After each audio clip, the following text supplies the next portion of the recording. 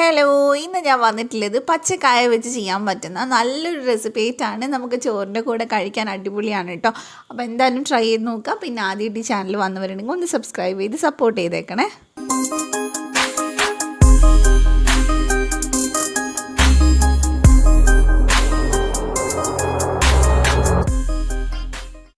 അപ്പോൾ ആദ്യം തന്നെ ഞാനിതൊന്ന് വേവിക്കാനായിട്ട് കുറച്ച് വെള്ളം വെച്ചിട്ടുണ്ട്. അതൊന്ന് തിളച്ച് വരുന്ന സമയത്ത് നമുക്ക് ആവിത്തട്ട് വെച്ച് കൊടുക്കാം.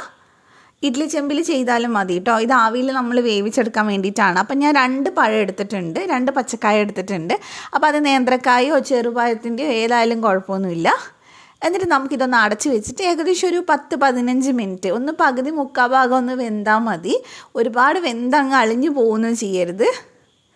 ഇപ്പം നന്നായിട്ട് വെന്തിട്ടുണ്ട് കേട്ടോ. ഏകദേശം ഒരു 15 മിനിറ്റോളം ഞാൻ വേവിച്ചിട്ടുണ്ട്. ഇനി ഇതൊന്ന് ചൂടാറുന്ന സമയത്ത് നമുക്കിതിൻ്റെ തൊലി ഒന്ന് കളഞ്ഞെടുക്കാം.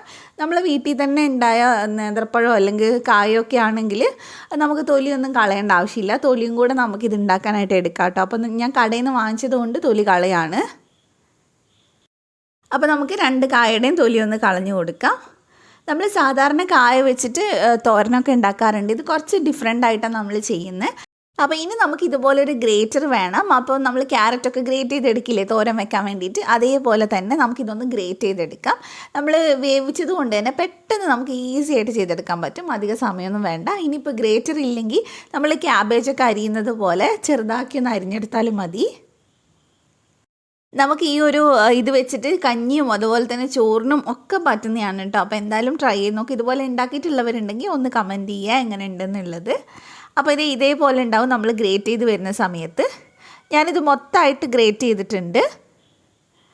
ഇനി നമുക്ക് ഇതിനകത്തോട്ട് കുറച്ച് മഞ്ഞൾപ്പൊടിയും ഉപ്പും ഒക്കെ ഒന്ന് ചേർത്തിട്ടൊന്ന് മിക്സ് ചെയ്തെടുക്കണം. അപ്പോൾ ഞാനിവിടെ ഒരു 1/4 ടീസ്പൂൺ മഞ്ഞൾപ്പൊടി ചേർത്ത് കൊടുക്കുന്നുണ്ട്. അതിൻ്റെ കൂടെ തന്നെ ഇതിനാവശ്യത്തിനുള്ള ഉപ്പും കൂടെ ചേർത്ത് കൊടുക്കുക.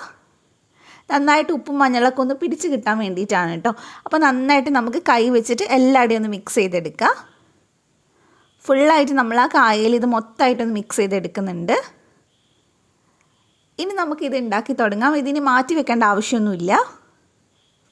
അപ്പോൾ ഞാനിവിടെ ഒരു കടായി വെച്ചിട്ടുണ്ട്. അതിലേക്ക് ഞാൻ 1.5 ടേബിൾ സ്പൂൺ വെളിച്ചെണ്ണ ഒഴിച്ച് കൊടുക്കേണ്ടത്. വെളിച്ചെണ്ണ തന്നെയാണ് ഇതിന് നല്ലത്. പിന്നെ നമ്മൾ കടുക് ചേർക്കുന്നില്ല, പകരം ഉഴുന്നാണ് ചേർത്ത് കൊടുക്കുന്നത്. അപ്പോൾ 1 ടേബിൾ സ്പൂൺ ഉഴുന്ന് ചേർക്കുന്നുണ്ട്. എന്നിട്ട് നമ്മളിത് നല്ല ബ്രൗൺ കളർ ആവുന്നത് വരെ ഒന്ന് വറുത്തെടുക്കുക. നമ്മൾ ഈ ഉഴുന്ന് ചേർക്കുന്നതുകൊണ്ട് തന്നെ നമുക്കിങ്ങനെ ഓരോ തവണ കടിക്കുമ്പോഴും ആ ഉഴുന്ന് ഇങ്ങനെ കിട്ടും. നല്ല ടേസ്റ്റാണ് അങ്ങനെ ചെയ്യുന്ന സമയത്ത്.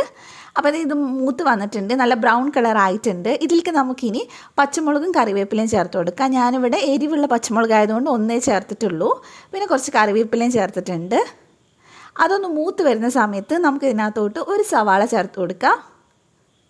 അപ്പം ഞാൻ അത്യാവശ്യം വലുപ്പമുള്ള ഒരു സവാള തന്നെയാണ് കേട്ടോ എടുത്തിട്ടില്ലേ. സവാള കുറച്ച് കൂടുതലുണ്ടെങ്കിലാണ് ഇത് കഴിക്കുമ്പോൾ നല്ല ടേസ്റ്റ് ഉണ്ടാവുക. അപ്പോൾ ഇനി നമ്മൾ ഇതിലേക്ക് ആവശ്യത്തിനുള്ള ഉപ്പ് ചേർത്ത് കൊടുക്കുന്നുണ്ട്. നമ്മൾ ഓൾറെഡി പച്ചക്കായയിൽ ഉപ്പിട്ടതാണ്. അപ്പോൾ സവാളയ്ക്ക് ആവശ്യമുള്ള ഇച്ചിരി ഉപ്പ് മാത്രം ഇനി നമ്മൾ ചേർത്ത് കൊടുത്താൽ മതി. അപ്പോൾ അതുകൂടെ നമുക്ക് ചേർത്ത് കൊടുക്കാം. എന്നിട്ട് നമുക്കിതൊന്ന് വഴറ്റിയെടുക്കാം. ഇത് നമ്മൾ ശരിക്കും സാധാരണ പോലെ വഴറ്റിയെടുക്കുകയല്ല ചെയ്യുന്നത്, നല്ല ബ്രൗൺ കളർ ആവുന്നത് വരെ മുരിച്ചെടുക്കുക ചെയ്യുന്നത്. അങ്ങനെ തന്നെ ചെയ്യണം. അപ്പോൾ ഇതിപ്പോൾ ഇവിടെ നന്നായിട്ട് മൊരിഞ്ഞ് വന്നിട്ടുണ്ട്. ഈ ഒരു പരുവത്തിൽ മതി കേട്ടോ. അപ്പോൾ ഇത്രയും ആവുമ്പോൾ ആ ഒരു നല്ലൊരു മണവും രുചിയൊക്കെ ഉണ്ടാവും സവാളയുടെ. അപ്പോൾ ഇനി നമുക്ക് ഇതിനകത്തോട്ട് നമ്മൾ ഉപ്പും മഞ്ഞളും തിരുമ്മി വെച്ചിട്ടുള്ള കായ ചേർത്ത് കൊടുക്കാം. ഇനി കായ ചേർത്ത് കഴിഞ്ഞാൽ നമ്മൾ ഒത്തിരി നേരം ഇട്ട് വേവിക്കേണ്ട ആവശ്യമൊന്നുമില്ല. നന്നായിട്ടൊന്ന് മിക്സ് ചെയ്തെടുക്കുക. അതാണ് ആദ്യം ചെയ്യേണ്ടത്. ആ ഒരു സവാള എല്ലാവരുടെയും ഒന്ന് മിക്സ് ആയിട്ട് കിട്ടണം. അപ്പോൾ നന്നായിട്ട് നമുക്കൊന്ന് മിക്സ് ചെയ്തെടുക്കാം.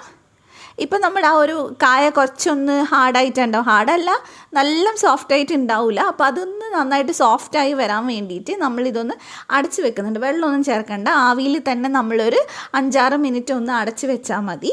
അപ്പോഴേക്കും ഇത് നല്ല സോഫ്റ്റായിട്ട് വരും. ആ ഒരു ഉള്ളിയും അതുപോലെ തന്നെ ഉഴുന്നും ഒക്കെ നന്നായിട്ട് ഇതിൽ പിടിച്ച് നല്ലൊരു മണമൊക്കെ വരും. ഇനി നമുക്ക് ഇതിനകത്തോട്ട് തേങ്ങ ചേർത്ത് കൊടുക്കാം. ഞാൻ ഇവിടെ 1/2 കപ്പ് തേങ്ങയാണ് കേട്ടോ ചേർത്ത് കൊടുത്തിട്ടുള്ളത്. അപ്പോൾ തേങ്ങ ഓരോരുത്തരുടെ ഇഷ്ടത്തിനനുസരിച്ച് കൂട്ടുകയും കുറയ്ക്കുകയും ഒക്കെ ചെയ്യാം. അപ്പോൾ തേങ്ങ ചേർത്ത് കഴിഞ്ഞാൽ പിന്നെ നമ്മൾ ഒരുപാട് വേവിച്ചെടുക്കേണ്ട. ആ ഒരു തേങ്ങയുടെ പച്ചമണം, ആ ഒരു പച്ച രുചിയൊക്കെയാണ് ഇതിന് നല്ല ടേസ്റ്റ് ഉണ്ടാവുക. അപ്പോൾ ജസ്റ്റ് നന്നായിട്ടൊന്ന് മിക്സ് ചെയ്ത് തേങ്ങ ഒന്ന് ചൂടായാൽ മാത്രം മതി. അപ്പോൾ ഇനി നമുക്കിതെടുത്ത് സെർവ് ചെയ്യാം. അപ്പോൾ എന്തായാലും ട്രൈ ചെയ്ത് നോക്കാം, നിങ്ങൾക്ക് ഇഷ്ടമാവും. അപ്പോൾ ട്രൈ ചെയ്തിട്ട് ഫീഡ്ബാക്ക് പറയാം. റെസിപ്പി ഇഷ്ടമായിട്ടുണ്ടെങ്കിൽ ചാനലൊന്ന് സബ്സ്ക്രൈബ് ചെയ്യുക. തൊട്ടടുത്തുള്ള ബെല്ല് ക്ലിക്ക് ചെയ്തിട്ട് ഓളോട് ക്ലിക്ക് ചെയ്യുക. എന്നാലേ ഞാൻ വീഡിയോസ് ഇടുമ്പോൾ കിട്ടുള്ളൂ. അപ്പോൾ മറ്റൊരു വീഡിയോ ആയിട്ട് കാണാം. താങ്ക്